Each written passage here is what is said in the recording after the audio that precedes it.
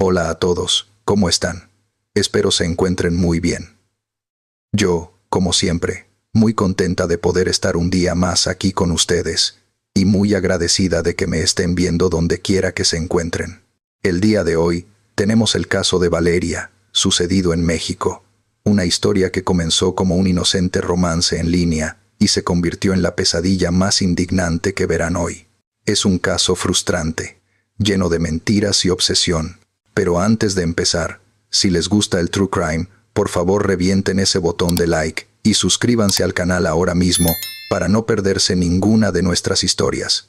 Acompáñenme a ver todos los detalles. Corrían los días del año 2010. En el seno de una familia unida, la vida transcurría con la calma propia de quienes desconocen que el destino a veces teje hilos oscuros en los lugares más insospechados.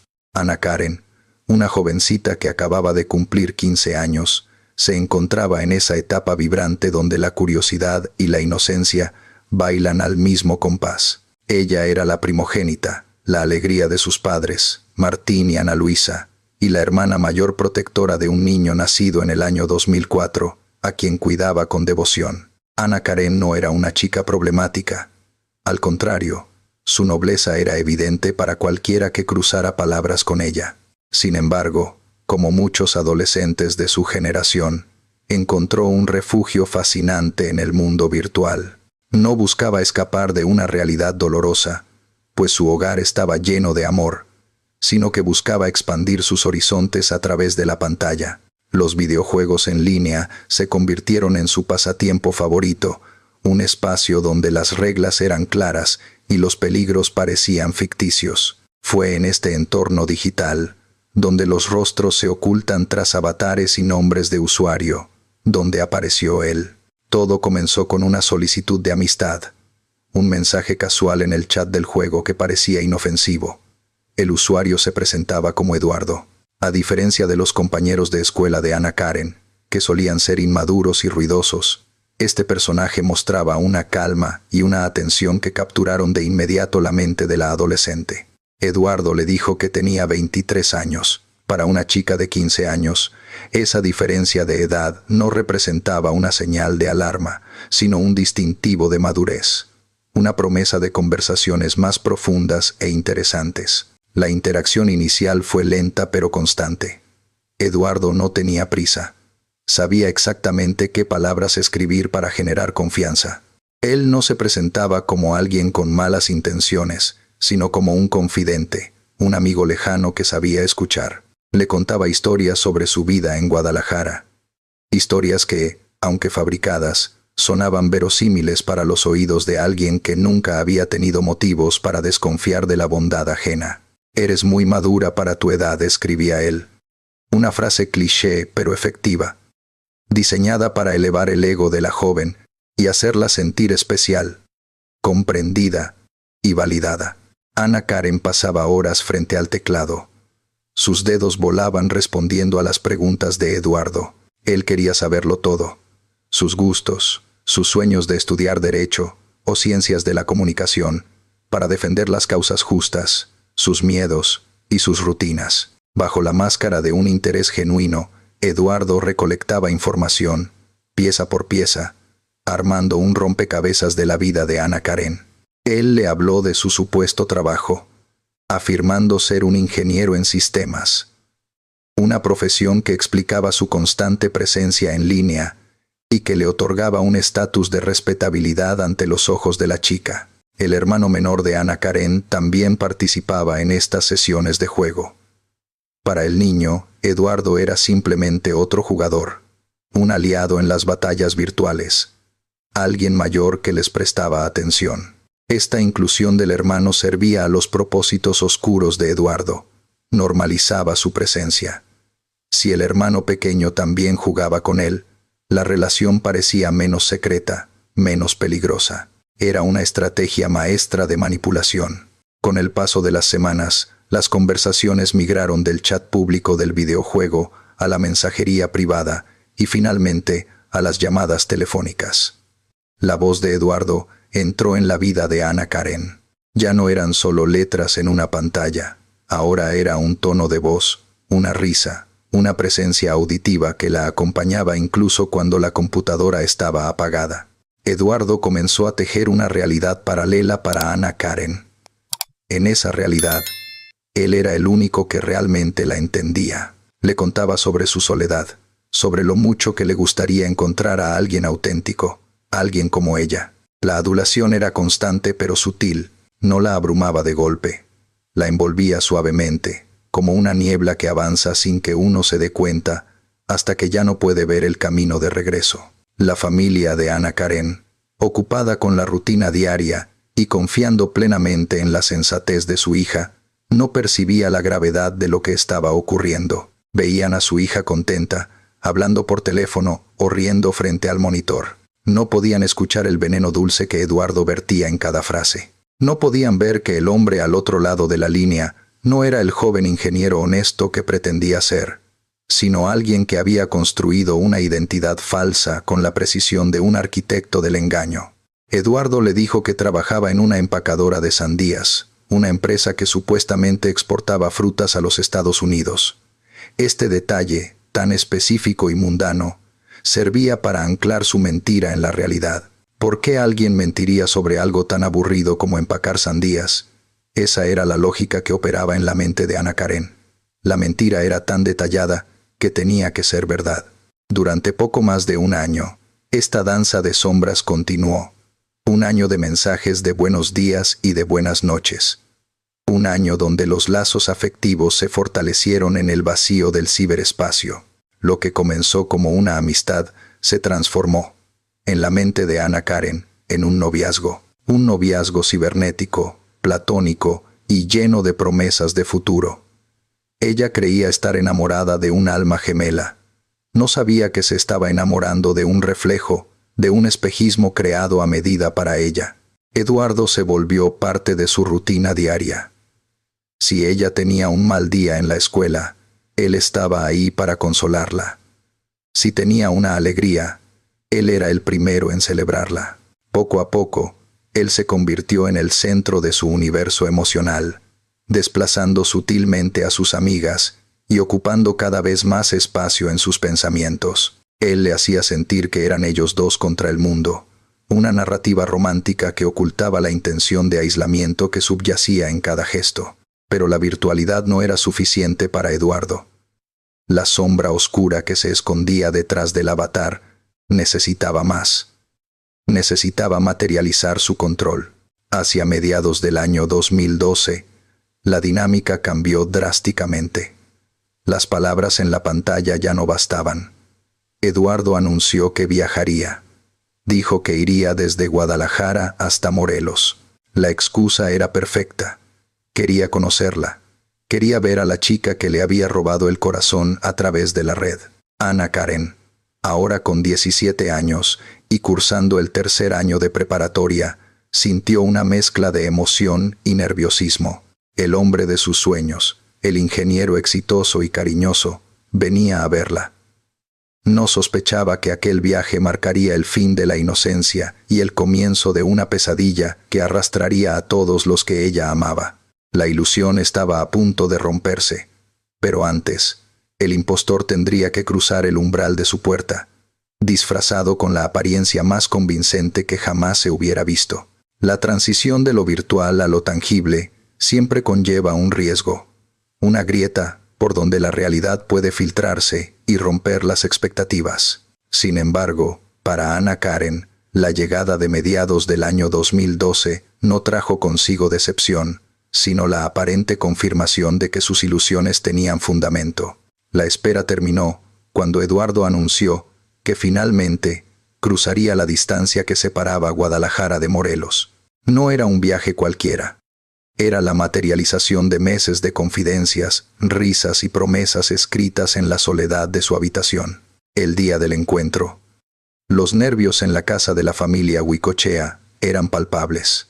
Ana Karen, con la emoción propia de sus 17 años, aguardaba ver si la persona que había idealizado coincidía con el hombre de carne y hueso que estaba por llegar. Cuando Eduardo apareció, la primera impresión fue un bálsamo para cualquier duda que pudiera haber existido. No tenía el aspecto de un desconocido peligroso, ni de alguien con intenciones oscuras. Se presentó como un joven educado, vestido de manera casual pero correcta, proyectando una imagen de respeto que desarmó casi de inmediato las defensas naturales de los padres de Ana Karen. Martín y Ana Luisa, padres protectores y atentos, observaron al visitante con detenimiento. Lo que vieron fue a un muchacho que decía tener 23 años, una edad que sugería juventud, pero también cierta madurez laboral. Eduardo, con una habilidad innata para la adaptación social, supo exactamente qué decir para ganarse la aprobación de los adultos. Se presentó formalmente, mirándolos a los ojos, y desplegó la historia que había construido con tanto esmero durante las charlas en línea. Les contó que era ingeniero en sistemas, una profesión respetable y moderna que justificaba su inteligencia y su afinidad por la tecnología. Pero no se detuvo ahí. Añadió detalles específicos para dar peso a su narrativa. Explicó que trabajaba en una empacadora de sandías, una empresa importante que se dedicaba a la exportación de frutas hacia los Estados Unidos. Habló con propiedad sobre su supuesto empleo, mencionando responsabilidades y horarios, tejiendo una red de mentiras tan densa y bien estructurada que resultaba imposible no creerle. ¿Quién inventaría una historia tan laboriosa sobre sandías y exportaciones si no fuera verdad? La estrategia de Eduardo funcionó a la perfección. Los padres de Ana Karen, al ver a un joven trabajador y con metas claras, permitieron que entrara en su círculo de confianza. No sabían que estaban abriendo las puertas de su hogar a un actor consumado que interpretaba el papel de su vida. A partir de ese primer encuentro, se estableció una rutina. Eduardo comenzó a viajar desde Guadalajara hasta Morelos cada 15 días. Sus visitas se convirtieron en un evento esperado, una constante en el calendario familiar. Llegaba con la misma actitud servicial y amable, saludando a todos, integrándose poco a poco en la dinámica del hogar como si siempre hubiera pertenecido a él. Una parte crucial de su plan de infiltración fue ganarse al hermano menor de Ana Karen. Eduardo sabía que para controlar a la hermana, debía ser el ídolo del hermano. Aprovechando la pasión compartida por los videojuegos, Eduardo transformó las visitas en maratones interminables frente a la pantalla. Los viernes por la noche, cuando llegaba, se sentaban juntos a jugar. Las horas pasaban sin que nadie notara la anomalía en aquella obsesión. 4 horas, 5 horas seguidas, inmersos en mundos digitales. Los fines de semana, la intensidad aumentaba. Había días en que pasaban hasta 8 horas consecutivas jugando, con Eduardo liderando las partidas, riendo y compartiendo trucos con el niño. Para el hermano de Ana Karen, Eduardo era el cuñado perfecto, el amigo mayor que le dedicaba tiempo y atención. Para los padres, ver a sus hijos convivir tan armoniosamente con el novio de su hija era una señal de que las cosas iban bien. No percibían que aquella dedicación excesiva al juego no era solo ocio, sino una forma de marcar territorio, de establecer su presencia en cada rincón de la vida de Ana Karen, incluso a través de su familia. Durante esos primeros meses, la relación parecía sacada de un cuento de hadas moderno. Eduardo se mostraba atento, cariñoso y siempre dispuesto a complacer. No había gritos, no había malas caras. Era el novio ejemplar que traía regalos, que respetaba los horarios de la casa y que trataba a Ana Karen con una delicadeza que enamoraba. Ella sentía que había encontrado a alguien especial, alguien que validaba sus sentimientos y la hacía sentir adulta y comprendida. Sin embargo, bajo esa capa de perfección, la mente de Eduardo trabajaba sin descanso. Estaba en la fase de luna de miel, el período donde el manipulador asegura a su víctima, creando lazos de dependencia emocional tan fuertes que cuando la verdadera naturaleza salga a la luz, sea difícil romperlos. Cada gesto amable, cada viaje realizado desde tan lejos, era una inversión. Él estaba comprando la confianza de Ana Karen y de sus padres, pagando con la moneda falsa de una identidad inventada. Nadie en la familia podía sospechar que el ingeniero no era quien decía ser. Nadie cuestionó sus historias porque él no dejaba cabos sueltos visibles. Su comportamiento era tan consistente que la duda no tenía cabida. La familia Huicochea, con su buena fe, había acogido al peligro, le había dado un lugar en su mesa y le había permitido dormir bajo su techo, creyendo que protegían el futuro de su hija, cuando en realidad estaban presenciando, sin saberlo, el prólogo de una tragedia que se gestaba en el silencio de las miradas calculadoras de su invitado. El éxito de Eduardo en esta etapa fue total. Logró que su presencia física fuera tan reconfortante como su presencia virtual. Convenció a todos de que era inofensivo, trabajador y leal. Y así, con la guardia baja y el corazón abierto, Ana Karen y su familia avanzaron hacia los meses siguientes, ignorando que la máscara de bondad estaba a punto de empezar a agrietarse, revelando poco a poco la oscuridad que habitaba detrás de la sonrisa del visitante de Guadalajara. La transformación no fue un estallido repentino, sino una erosión lenta y constante, similar a como la marea devora la orilla grano a grano. Con el paso de las semanas, la dulzura que Eduardo había desplegado con tanta maestría comenzó a adquirir un matiz diferente, un sabor amargo que Ana Karen al principio no supo identificar. Aquella atención constante, que en los primeros días se sentía como un abrazo cálido, poco a poco se fue estrechando hasta convertirse en un nudo que dificultaba la respiración.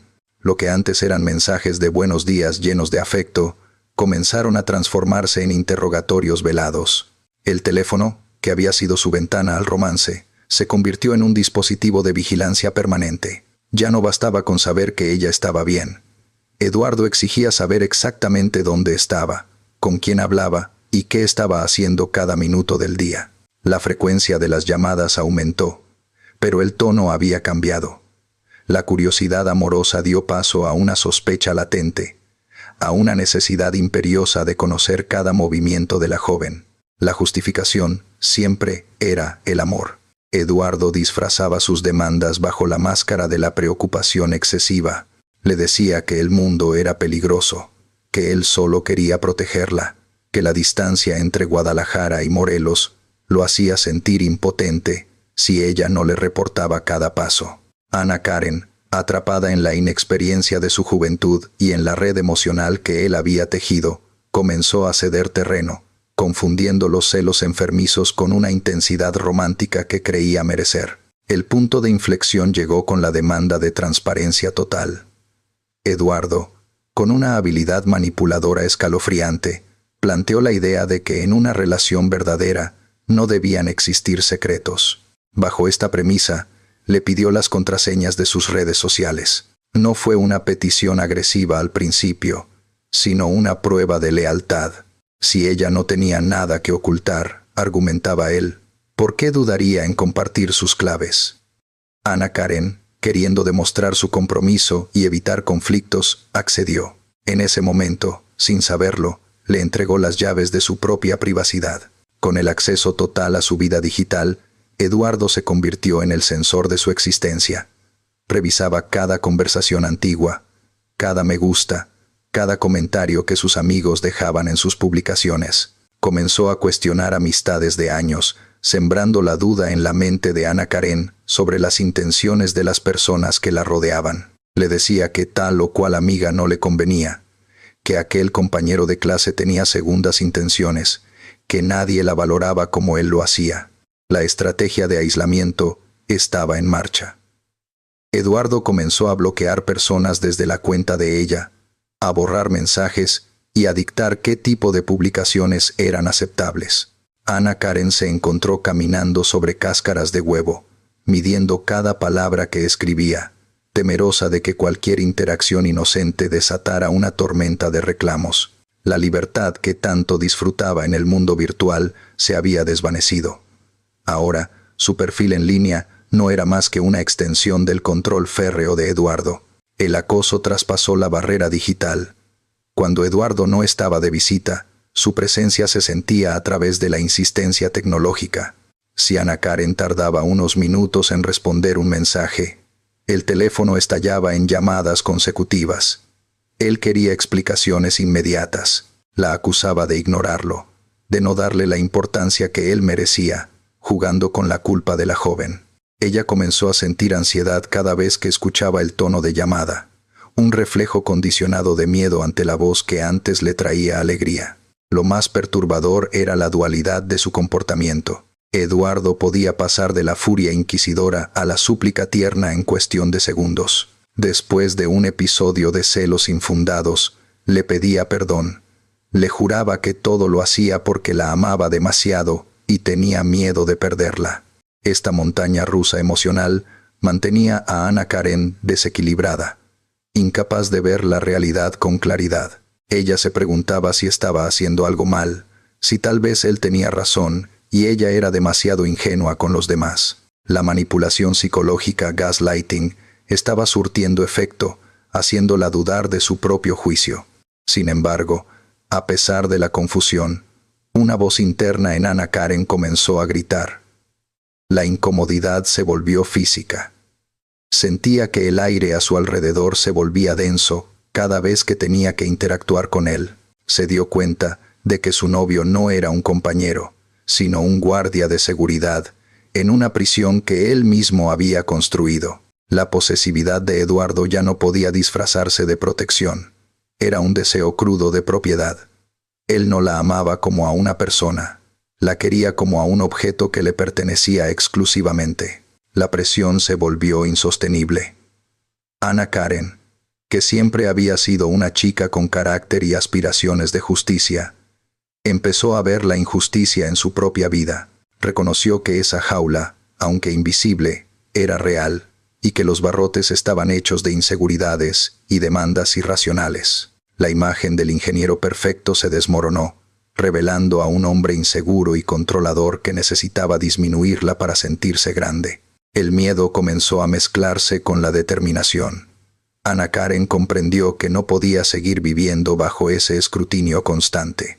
Entendió que el amor no debía doler ni limitar, y que la relación con Eduardo se había convertido en una carga pesada que le impedía ser ella misma. Pero salir de esa jaula no sería sencillo. Eduardo había invertido demasiado tiempo y esfuerzo en asegurarla, y no estaba dispuesto a dejar que su trofeo recuperara la libertad sin oponer resistencia. La decisión de terminar estaba tomada en el corazón de Ana Karen, pero ejecutarla desataría la verdadera naturaleza oscura que había estado acechando detrás de la fachada del novio perfecto. Hacia finales del año 2012, la atmósfera alrededor de Ana Karen había cambiado de manera irreversible. La joven, que meses atrás veía en Eduardo a un compañero ideal, ahora solo percibía una sombra asfixiante que intentaba devorar su individualidad. La decisión no fue fácil, pues el miedo a la reacción de él la paralizaba. Pero la necesidad de respirar libertad fue más fuerte. Con la determinación propia de quien sabe que está luchando por su propia integridad emocional, Ana Karen decidió cortar los hilos. La ruptura no fue un diálogo, fue una sentencia. Ana Karen le comunicó que la relación había terminado. No dejó espacio para negociaciones ni promesas vacías. Sin embargo, para una mente obsesiva como la de Eduardo, la palabra no significaba un final, sino un desafío a su autoridad, un error en el sistema que él debía corregir a toda costa. Él no estaba dispuesto a perder su propiedad. La reacción de Eduardo fue inmediata y abrumadora. Lejos de aceptar la decisión con madurez, desató una ofensiva psicológica destinada a quebrantar la voluntad de la joven. El teléfono de Ana Karen se convirtió en un instrumento de tortura. Las llamadas y los mensajes llegaban en un torrente incesante. Él pasaba de la súplica patética, rogando una segunda oportunidad, a la exigencia colérica en cuestión de minutos. Pero Ana Karen se mantuvo firme. Dejó de contestar, cerrando las vías de comunicación directa con la esperanza de que el silencio lo hiciera desistir. Al ver que sus tácticas directas fallaban, Eduardo amplió su círculo de acoso. Buscó aliados en el entorno de Ana Karen. Contactó a las amigas de la jovencita, intentando manipularlas para que intercedieran por él. Les contó historias distorsionadas donde él era la víctima de un amor incomprendido, pidiéndoles que convencieran a Ana Karen de hablar con él. Pero su cálculo falló. Las amigas de Ana Karen, testigos silenciosas del control que él ejercía, cerraron filas en torno a ella. Ninguna quiso ayudarlo, Todas estaban seguras de que la decisión de Ana Karen era la correcta y necesaria. La frustración de Eduardo creció al encontrarse con puertas cerradas en todos los frentes. En un acto de desesperación audaz, decidió recurrir a la última instancia de autoridad, los padres. Se presentó ante Martín y Ana Luisa con una mezcla de humildad fingida y obstinación. Su objetivo era reclutar a los padres como cómplices de su obsesión, pidiéndoles que ayudaran a que su hija volviera con él. Intentó venderles la idea de que lo suyo era un amor verdadero, que solo necesitaba una guía para volver al camino correcto. Sin embargo, Martín y Ana Luisa no eran ingenuos. Habían observado los cambios en su hija, la ansiedad y el alivio que ella sentía tras la ruptura. Con una firmeza inquebrantable, los padres se plantaron frente a Eduardo. Le dijeron con claridad que respetaban la decisión de su hija. Le explicaron que Ana Karen era muy joven, que tenía toda una vida por delante y que deseaba vivir otras experiencias propias de su edad, experiencias que no lo incluían a él. La sentencia de los padres fue definitiva. Le pidieron que por favor no volviera a aparecer por la casa y que dejara de molestarla. En ese momento, Eduardo pareció ceder. Frente a la autoridad de los adultos, adoptó una máscara de resignación. Dijo que todo estaba bien, que entendía la situación y prometió que dejaría de molestarla y que se olvidaría de ella para siempre. Sus palabras sonaron razonables, diseñadas para desactivar la alarma de los padres y hacerles creer que el conflicto había terminado de manera civilizada. Pero las palabras de Eduardo eran veneno envuelto en seda. Mientras a los padres les mostraba un rostro de aceptación, a Ana Karen le había mostrado su verdadera cara, una mucho más oscura y aterradora. La joven, temblando, confesó a su madre la verdadera razón de su pánico. No era solo el acoso o la insistencia, era el peligro tangible. Ana Karen le dijo a su mamá que sentía un miedo profundo de Eduardo, porque él había cruzado una línea imperdonable. La había amenazado con arrebatarle la vida a ella y también a sus amigos si no volvía con él. La confesión heló la sangre, pero la lógica racional de los adultos intentó buscar consuelo. Ana Luisa, tratando de calmar a su hija y quizás tratando de convencerse a sí misma, le contestó que no tenía motivo para creer que él fuera capaz de hacer algo así. Le recordó que ya habían hablado con él, que él había dado su palabra de hombre de dejarlos en paz y regresar a su vida. La madre quería creer en la bondad, o al menos en la cordura, del joven que habían recibido en su mesa. Ana Karen, sin embargo, poseía una intuición que sus padres no podían compartir. Ella había visto la oscuridad en los ojos de Eduardo cuando nadie más miraba. Sabía que la promesa de él no valía nada. Mientras la familia intentaba retomar la normalidad, creyendo que la tormenta había pasado, la amenaza de Eduardo flotaba en el aire como una sentencia suspendida. Él no se había ido para olvidar, se había retirado para planear. La negativa de la familia no extinguió su obsesión, sino que la transformó en un rencor frío y mortal. La ruptura no fue el final, sino el detonante de una tragedia que estaba a punto de materializarse. El calendario marcaba el día 9 de diciembre, una fecha que la familia esperaba transcurriera sin incidentes, confiando en la promesa de alejamiento que Eduardo había hecho días atrás. Sin embargo, la persistencia de una obsesión no entiende de pactos ni de respeto. Eduardo volvió a aparecer. Su presencia en la puerta de la casa no fue solo una sorpresa desagradable, sino una violación directa de los límites que Martín y Ana Luisa habían establecido con tanta firmeza. En esta ocasión, fue la madre, Ana Luisa, quien asumió el papel de barrera protectora. Con la indignación de quien ve amenazada la paz de su hogar, enfrentó al joven. Sus palabras fueron claras y directas, despojadas de cualquier cortesía innecesaria. Le recordó que ya habían hablado, que la decisión estaba tomada y que su insistencia solo confirmaba que no respetaba los deseos de Ana Karen. Le exigió que se marchara, que dejara de buscar lo que ya no existía. Pero Eduardo tenía preparada una última carta, una jugada maestra de manipulación emocional diseñada para desarmar la hostilidad de los padres. En lugar de reaccionar con ira o agresividad, se mostró derrotado. Adoptó la postura de un hombre con el corazón roto que acepta su destino, pero que necesita un cierre para poder seguir adelante. Con voz suave y ojos suplicantes, le pidió a Ana Luisa un último favor, una concesión final. Le dijo que le permitiera ver a Ana Karen una única vez más, solo para despedirse, para decir adiós y cerrar el capítulo con dignidad. La petición, planteada desde la vulnerabilidad, hizo dudar a la madre. La humanidad de Ana Luisa, su deseo de resolver el conflicto de manera pacífica y definitiva, chocó con su instinto de protección. Eduardo aseguró que ya tenía su boleto de autobús comprado, que esa misma noche regresaría a su ciudad y desaparecería de sus vidas para siempre. La idea de un final definitivo era tentadora. La familia, agotada por la tensión de las últimas semanas, vio en esa propuesta la oportunidad de recuperar la tranquilidad. Accedieron. Fue un error nacido de la buena fe. Ese día, la dinámica familiar se transformó en una extraña obra de teatro donde todos fingían normalidad.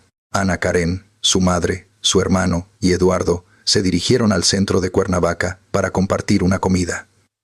El ambiente durante el almuerzo estaba cargado de palabras no dichas. Eduardo se comportó de manera impecable, manteniendo la máscara de buen chico que también sabía usar. No hubo reproches, ni escenas de celos, ni súplicas incómodas frente a la comida. Él hablaba con calma, como si ya hubiera aceptado que ese era el final del camino. Para Ana Karen, aquel almuerzo debió ser una mezcla de alivio y ansiedad. Alivio porque él parecía aceptar la ruptura, y ansiedad porque su sola presencia le recordaba las amenazas veladas que solo ella conocía. Sin embargo, ver a sus padres allí, vigilantes, le daba una sensación de seguridad. Ella no estaba sola. Su red de apoyo estaba presente, asegurándose de que esa despedida fuera real. Al caer la noche, el grupo se trasladó hacia la terminal de autobuses llamada Estrella Blanca. Este era el momento culminante del plan de Eduardo. Tenía que convencerlos de que su partida era un hecho consumado. Les mostró el boleto, la prueba física de su viaje de regreso. La familia lo acompañó hasta el punto de partida, observando cada movimiento para asegurarse de que efectivamente se marchara. La despedida en la terminal fue fría pero civilizada. No hubo abrazos efusivos ni promesas de mantener el contacto. Fue un corte limpio, o al menos eso pareció. Eduardo abordó el transporte, o hizo todo lo necesario para que pareciera que lo hacía, dejando atrás a la familia Huicochea en el andén. Cuando vieron que el autobús estaba listo para partir, una inmensa ola de alivio recorrió a los padres de Ana Karen. Creyeron, con la certeza de quien desea la paz, que la pesadilla había terminado. Se convencieron de que el chico había entendido que la distancia física pondría fin a la obsesión y que su hija podría retomar su vida adolescente, sus estudios y sus sueños, sin la sombra de ese control asfixiante. Regresaron a su domicilio con la sensación de haber ganado una batalla silenciosa. Se retiraron a descansar esa noche con la guardia baja, pensando que el peligro viajaba por una carretera lejos de Morelos, alejándose kilómetro a kilómetro de su hogar. Ana Luisa pudo haber pensado que su firmeza había funcionado, que su intervención había salvado a su hija de una relación tóxica. Lo que ninguno sabía es que aquella despedida no era un final, sino una pausa táctica. La certeza de que el chico se había ido era una ilusión. Eduardo no tenía intenciones de desaparecer. Su partida era una maniobra de distracción, un movimiento calculado para que la familia relajara sus defensas y dejara de mirar por encima del hombro. Mientras ellos dormían tranquilos, creyendo que el problema estaba resuelto, la realidad era que el peligro seguía allí, más cerca de lo que imaginaban, esperando el momento exacto en que la protección bajara para dar el siguiente paso fatal. La tranquilidad de aquella noche del 9 de diciembre fue, tristemente, la calma que precede a la tormenta más devastadora. La falsa sensación de seguridad que había arrullado a la familia Huicochea se disipó tan rápido como la niebla al amanecer. La certeza de que Eduardo había abordado aquel autobús y regresado a su vida anterior se desmoronó apenas 48 horas después de la despedida en la terminal. Era martes, 11 de diciembre, cuando una noticia perturbadora llegó a oídos de los padres de Ana Karen. El joven no se había marchado, seguía en Cuernavaca, y no solo permanecía en la ciudad, sino que estaba buscando activamente a su hija. El descubrimiento cayó como un balde de agua helada sobre Martín y Ana Luisa. La maniobra del boleto y la despedida no habían sido más que una farsa, una actuación calculada para ganar tiempo y ventaja. La presencia de Eduardo en la ciudad, merodeando y preguntando, transformó la preocupación latente en una alarma de emergencia absoluta.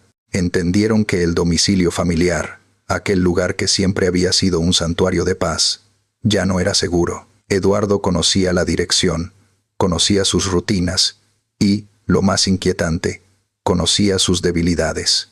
Ante la inminencia del riesgo, los padres tomaron una decisión ejecutiva y rápida. Necesitaban sacar a Ana Karen del radar de Eduardo, hacerla invisible ante sus ojos obsesivos. La familia acababa de adquirir una nueva propiedad, una residencia ubicada en el fraccionamiento Burgos, situado entre los municipios de Temixco y Morelos. Esta casa representaba la carta de triunfo de la familia, su as bajo la manga, porque había un detalle crucial que les brindaba esperanza. Eduardo no conocía esa dirección. Nunca había estado allí. Nunca se le había mencionado la ubicación exacta. En la mente de los padres, aquel lugar era un búnker, un punto ciego en el mapa mental del acosador. El traslado se realizó con la urgencia de una operación de rescate. Ana Karen fue llevada a la nueva residencia con la instrucción precisa de mantenerse a salvo, lejos de las miradas indiscretas. La intención era simple: cortar cualquier posibilidad de contacto físico mientras decidían el siguiente paso legal o familiar para detener el asedio. Al llegar a la casa en Burgos, el silencio del lugar debió parecerles una bendición, una barrera sólida entre su hija y el peligro que acechaba en las calles de la ciudad. Sin embargo, para Ana Karen, el cambio de escenario trajo consigo una mezcla compleja de emociones. Por un lado, estaba la gratitud hacia sus padres, quienes hacían lo imposible por protegerla. Por otro, crecía la sensación de encierro. Se encontraba en una casa que, aunque propia, se sentía ajena, convertida en una prisionera de su propia seguridad. La libertad se había reducido a las 4 paredes de aquel inmueble, y su conexión con el mundo exterior se limitaba a la tecnología, la misma tecnología que había sido la puerta de entrada para Eduardo en su vida. Los padres, aunque angustiados, sentían que habían ganado una partida estratégica. Al ocultarla en un lugar desconocido para él, creían haber neutralizado su capacidad de acción. Pensaban que Eduardo, frustrado por no encontrarla en su casa habitual y sin pistas sobre su paradero, finalmente se cansaría y se marcharía de verdad. Confiaban en el anonimato de la nueva vivienda como su mejor defensa, pero subestimaron la profundidad de la obsesión de Eduardo y, sobre todo, subestimaron los medios que él tenía a su alcance. Mientras la familia se organizaba en el nuevo refugio, creyendo que las paredes y la distancia física eran suficientes, ignoraban que el peligro no viajaba solo por las carreteras, sino también por las señales invisibles del aire. La tranquilidad que compraron con el traslado fue, lamentablemente, efímera. La noche en la casa de Burgos transcurrió con una tensa calma. Ana Karen se instaló, quizás intentando convencerse de que todo pasaría, de que solo era cuestión de tiempo para que Eduardo desapareciera de su horizonte. Su madre y su padre, vigilantes, intentaban transmitirle fortaleza, asegurándole que allí nadie podía hacerle daño. No sabían que el reloj de arena ya estaba corriendo y que la arena se escapaba mucho más rápido de lo que ellos podían percibir. La casa del refugio, diseñada para ser su salvación, estaba a punto de convertirse en el escenario de una confrontación que nadie había invitado, porque el cazador tenía herramientas que la presa ni siquiera sospechaba que existían. Era el miércoles 12 de diciembre.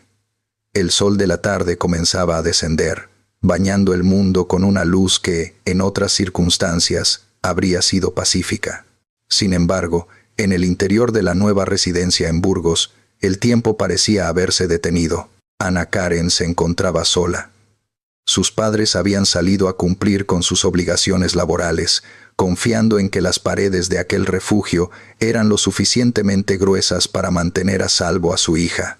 La soledad, que antes era un espacio para la reflexión, ahora se sentía densa, cargada de una electricidad estática que erizaba la piel. Alrededor de las 4 de la tarde, la burbuja de seguridad estalló sin hacer ruido. No fue una explosión, sino una presencia. Ana Karen percibió algo, una sombra, un movimiento, o quizás fue el instinto primario de la presa que siente la mirada del depredador antes de verlo. Al asomarse con cautela, la realidad la golpeó con la fuerza de un impacto físico. Eduardo estaba allí. El pánico que la invadió no fue histérico, fue frío y paralizante.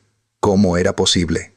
Esa dirección era un secreto, un dato que no existía en los registros que él conocía. La mente de la joven intentó procesar la imposibilidad del hecho. Nadie le había dicho dónde estaba. Nadie, excepto la tecnología que ella llevaba consigo. En ese instante de terror, la comprensión de que su privacidad había sido violada mucho antes de llegar a esa casa, debió cruzar por su mente. El teléfono, su compañero constante, se había convertido en un faro que guiaba al cazador hacia su ubicación exacta. Con las manos temblorosas, Ana Karen buscó su celular. Era su única línea de vida, su único vínculo con la protección de sus padres. No llamó a la policía de inmediato. Su primer impulso fue buscar a su madre, la persona que le había prometido que todo estaría bien.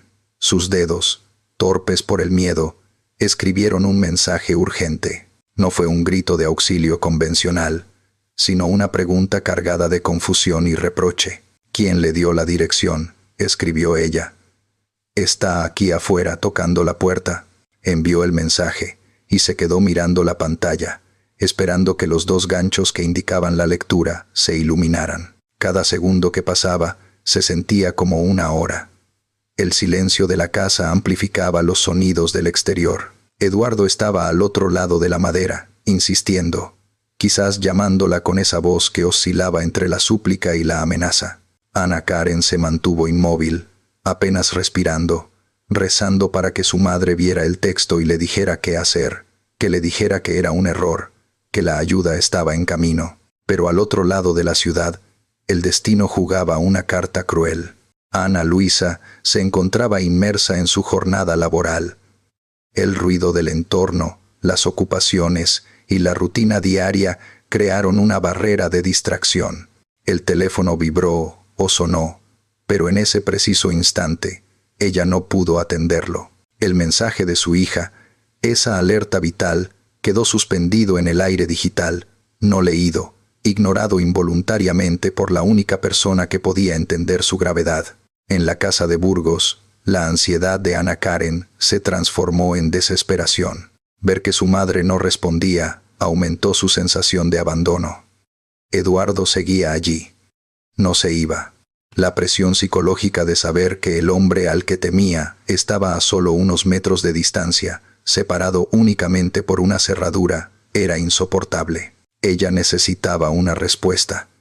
Necesitaba que su madre supiera que el peligro no era una posibilidad, sino una realidad inminente que golpeaba a su puerta. Minutos después del primer intento, Ana Karen volvió a escribir. Esta vez, no hubo preguntas ni explicaciones largas. El miedo había despojado al lenguaje de todo adorno innecesario, dejándolo en su forma más pura y urgente. Escribió una sola palabra, un llamado universal que encierra todo el amor y toda la angustia de un hijo en peligro. Mamá, envió el segundo mensaje. Esta vez, la insistencia, o quizás una corazonada, hizo que Ana Luisa revisara su dispositivo. Cuando la pantalla se iluminó y sus ojos recorrieron las palabras de su hija, el mundo de Ana Luisa se detuvo. Leyó la pregunta sobre la dirección. Leyó que él estaba afuera. Y finalmente, leyó esa última palabra que resonaba como un grito ahogado. La comprensión fue instantánea y devastadora. No había sido una falsa alarma.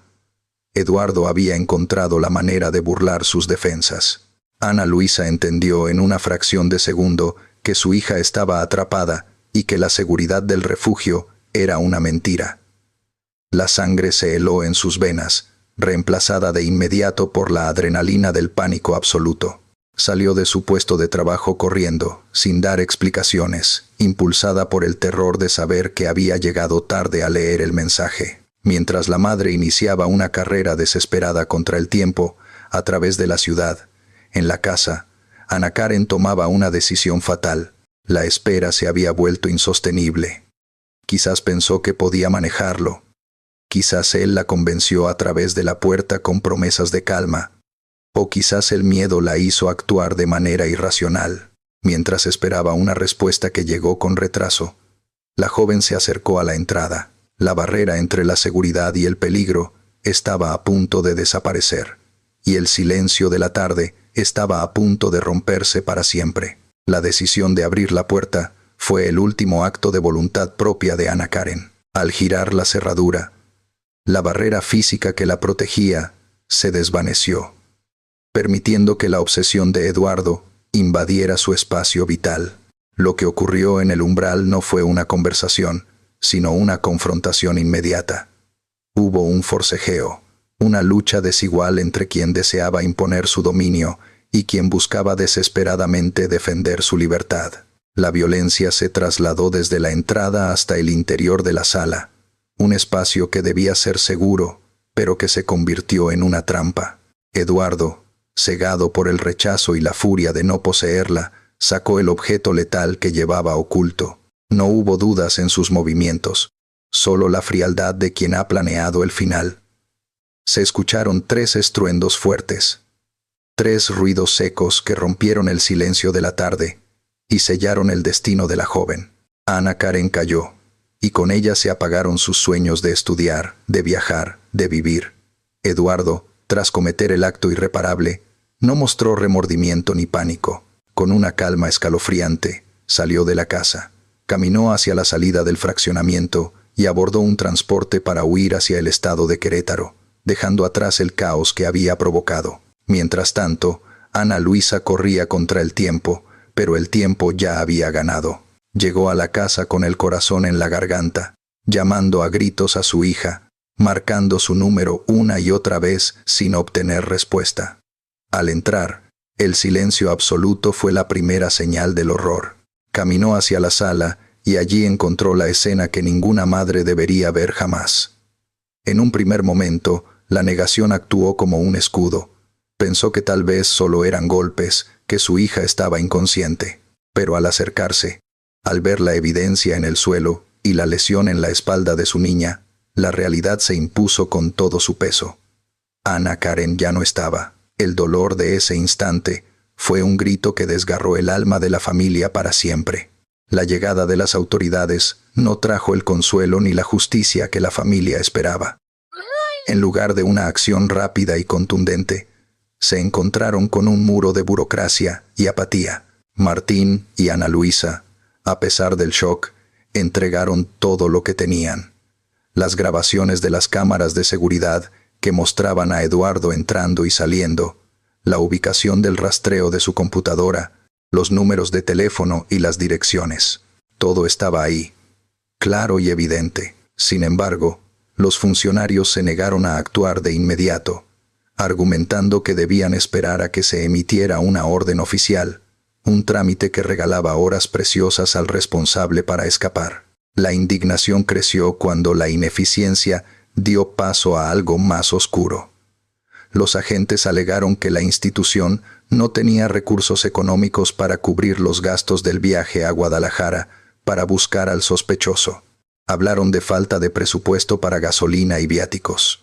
Los padres, desesperados, ofrecieron su propio dinero para agilizar los trámites, para que alguien fuera tras el hombre que le había quitado la vida a su hija. Hablaron de falta de presupuesto para gasolina y viáticos. Los padres, desesperados, ofrecieron sus propios recursos para agilizar los trámites, para que alguien fuera tras el hombre que le había arrebatado la vida a su hija. A pesar de que la familia entregó los recursos solicitados, la investigación apenas se movió. Las autoridades hicieron un par de visitas superficiales a los domicilios conocidos de Eduardo y su familia, pero al no encontrarlo allí, simplemente se detuvieron. La investigación se paralizó. La familia Huicochea comprendió entonces que no solo luchaban contra un agresor prófugo, sino contra un sistema sordo y lento que parecía proteger más los procedimientos que la vida de las víctimas. Cansados de esperar respuestas que nunca llegaban, la familia decidió tomar las riendas. Si el Estado no iba a buscar a Eduardo, ellos lo harían. Contrataron a un investigador privado y se apoyaron en su abogado de confianza para realizar el trabajo que la policía había abandonado. Martín, Ana Luisa y su equipo legal viajaron a Guadalajara, adentrándose en el pasado del hombre que los había engañado a todos. Lo que descubrieron allí fue una red de mentiras que desmoronó por completo la imagen que Eduardo había construido. No tenía 23 años como le había dicho a Ana Karen. En realidad, ya había cumplido 30 años. No era ingeniero en sistemas. Nunca había trabajado en la empacadora de frutas exportadora. Todo había sido una invención. Un personaje creado meticulosamente para seducir y manipular a una adolescente. Descubrieron que era un hombre sin oficio conocido, un mentiroso patológico que había vivido una vida paralela. Las indagaciones también revelaron sus movimientos posteriores al crimen. Supieron que se había escondido en Guadalajara durante unos días, protegido por el silencio o la ignorancia de su entorno, antes de huir nuevamente hacia la inmensidad de la Ciudad de México. Cada dato recabado por la familia confirmaba la peligrosidad y la astucia del sujeto, y aumentaba la frustración de saber que, con un poco de voluntad policial, podría haber sido detenido en esas primeras horas críticas. Ante la negativa de la Procuraduría de realizar una reconstrucción oficial de los hechos, la madre de Ana Karen insistió en hacerla por su cuenta. Contrataron peritos externos y regresaron a la casa de Burgos, el escenario de la tragedia, antes de entregar la propiedad. Necesitaban entender cómo había logrado encontrarla. ¿Cómo sabía Eduardo que ella estaba allí si nadie le había dado la dirección? La respuesta se encontró en la tecnología. Al revisar el teléfono de Ana Karen y analizar los testimonios, los expertos concluyeron que Eduardo había utilizado el sistema de posicionamiento global del dispositivo de la joven. Él tenía acceso a una aplicación que le permitía ver la ubicación exacta de ella en tiempo real, un remanente del control que había ejercido durante la relación. Ana Karen, sin saberlo, había llevado consigo el faro que guió a su verdugo hasta su puerta. La reconstrucción también arrojó luz sobre la premeditación. Las cámaras y los testigos confirmaron que Eduardo llegó en un taxi. Se bajó con una bolsa donde ocultaba el arma.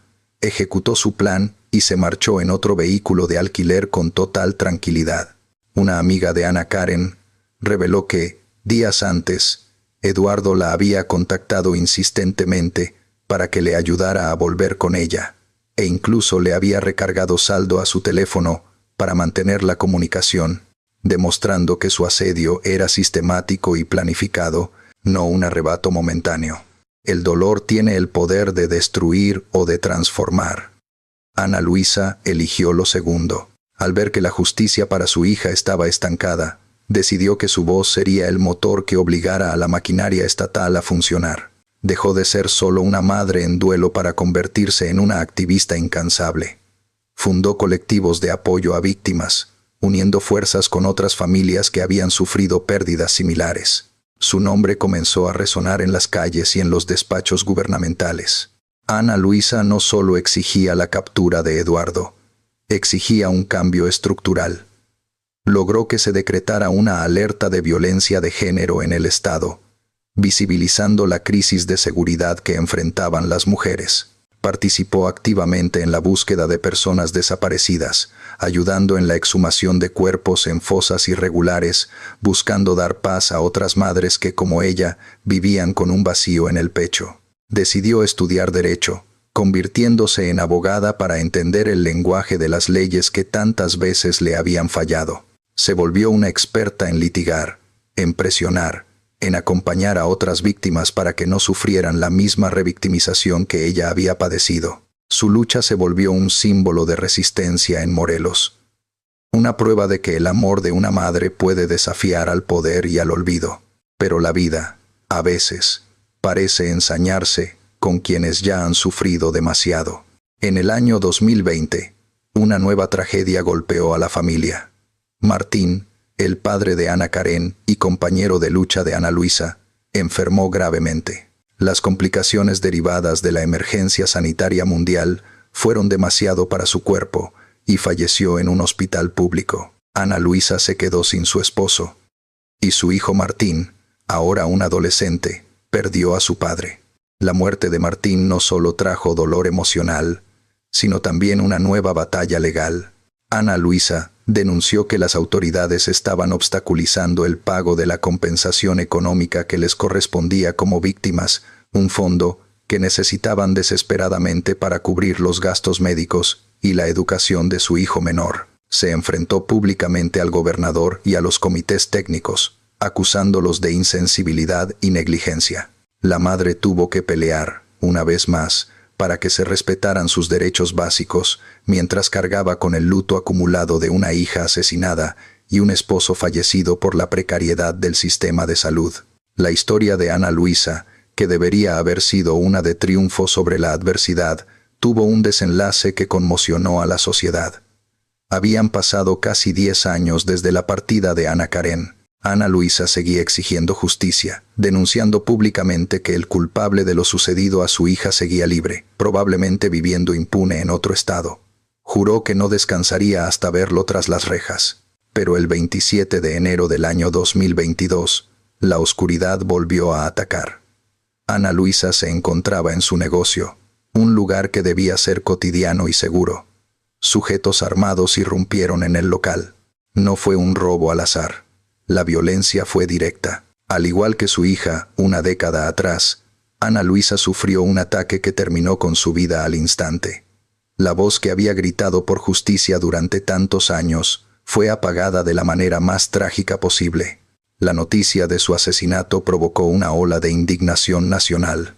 Las organizaciones que ella había ayudado a fundar salieron a las calles. Se condenó el hecho. Se prometieron investigaciones. Se barajaron hipótesis sobre robos o venganzas, pero el hecho innegable era que la defensora de los derechos humanos había perdido la vida bajo la mirada de un Estado que no pudo protegerla, ni a ella, ni a su hija. Cuando el polvo se asienta y los titulares de los periódicos cambian de tema, queda el silencio de los que sobreviven. Martín, el hijo menor, el niño que jugaba videojuegos con el agresor de su hermana, es ahora un joven que se encuentra solo. Ha perdido a su hermana, a su padre y a su madre. Es el único testigo de la desintegración de su familia a manos de la violencia y la enfermedad. En el Día de las Madres, meses después del asesinato de Ana Luisa, se vio a Martín colocando la fotografía de su madre en una ofrenda pública. Su imagen, solitaria y digna, es el recordatorio más doloroso de la deuda que la sociedad tiene con las víctimas. El caso de Ana Karen sigue abierto, con un responsable que nunca pagó por sus actos. El caso de Ana Luisa se cerró con detenciones rápidas, pero con muchas dudas en el aire. Esta historia no tiene un final feliz, ni un cierre reconfortante. Es un espejo de una realidad dura, donde la justicia a veces llega tarde o no llega nunca. Pero al contarla, al recordar los nombres de Ana Karen y Ana Luisa, encendemos una pequeña luz contra el olvido. Mientras alguien recuerde su lucha, mientras alguien se indigne al escuchar esta historia, su legado permanecerá vivo. La búsqueda de la verdad no termina con la muerte. Se traspasa a nosotros, a la memoria colectiva, para que exijamos que ni una más tenga que vivir, ni morir, en la oscuridad. Y bueno, amigos, hasta aquí llega el relato de hoy, un caso profundamente indignante y desgarrador, que nos muestra cómo la violencia puede destruir un hogar completo, y cómo la impunidad deja heridas que nunca cierran. Es difícil procesar tanta tragedia en una sola familia, pero es necesario conocer estas historias para no ser indiferentes ante el dolor ajeno. Si este video les ha parecido informativo y creen que vale la pena difundir la memoria de Ana Karen y Ana Luisa, Les agradecería mucho que le dieran un me gusta y lo compartieran. Recuerden suscribirse al canal si aún no lo han hecho y activar la campana de notificaciones, ya que subo contenido nuevo varias veces por semana y no querrán perderse los próximos casos. Cuídense mucho. Presten atención a las señales en sus relaciones y en las redes, y nunca dejen de apoyar a quienes buscan justicia. Nos vemos muy pronto en un nuevo video. Hasta la próxima.